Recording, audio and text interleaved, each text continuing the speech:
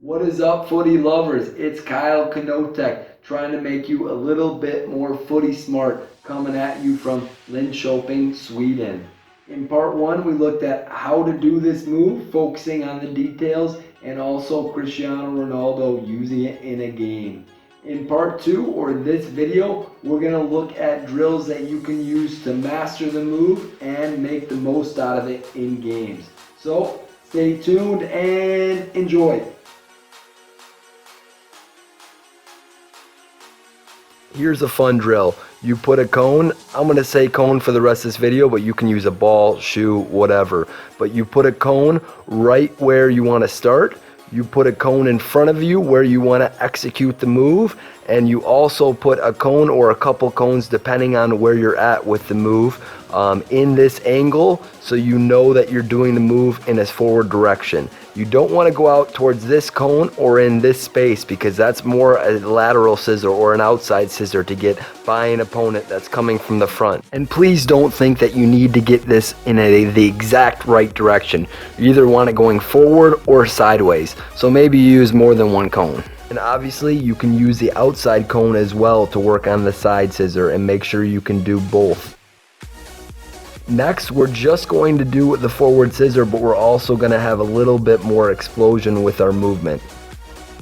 I have a couple cones here in a white line, which help to make me see that I'm doing it in a straight line, but you can just do it in space or next to any line or wall, however you want to do it.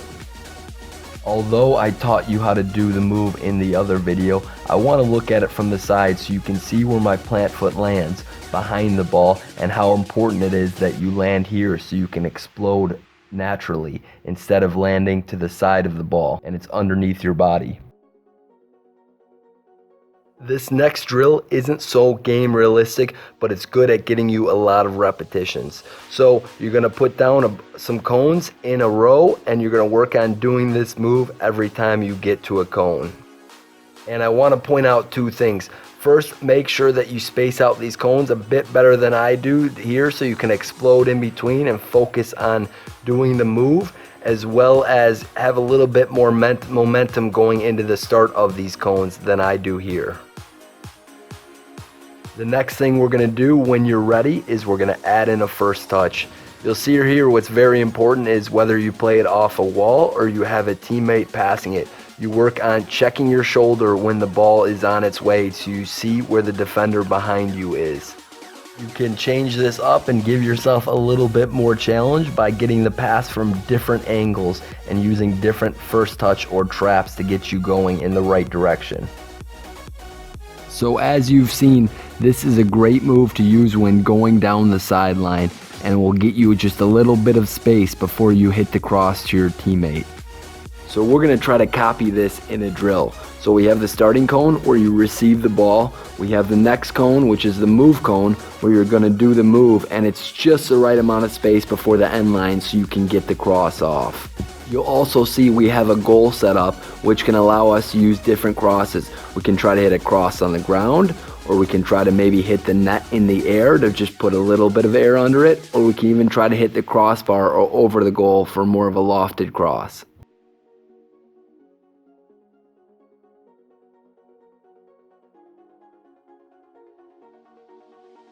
The next progression will be to add in a fake cross, just in case we think the defender might be able to block the ball, or there is a secondary defender coming in to support. What's important here is that we get the ball out underneath our feet and we put our head down like we would be if we were actually going to strike the ball. We also want to raise our opposite arm to sell the fake cross even more. And the rest depends on what fake cross we're using, but we want to make sure to cut back in the same direction we came from to make sure we don't hit the opponent.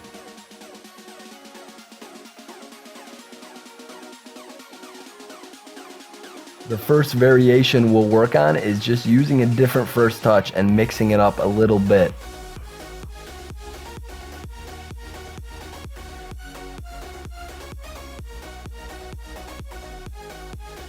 And the next way we can mix up this drill a bit is using a different fake cross technique. You'll see in this one I used a Cruyff, or in the other one I just used a fake cross cut.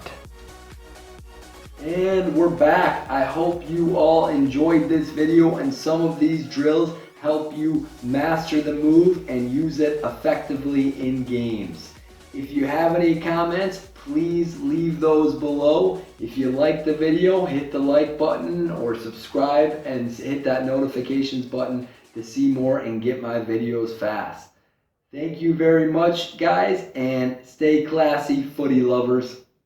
I also want to give a special thanks to the YouTube creator I got these Ronaldo clips from, and you'll see his YouTube channel and the video linked in the description below. Once again, if you're on your phone, you can click the like button here, the subscribe button down here, the notifications button right here, and then you can click here for more videos.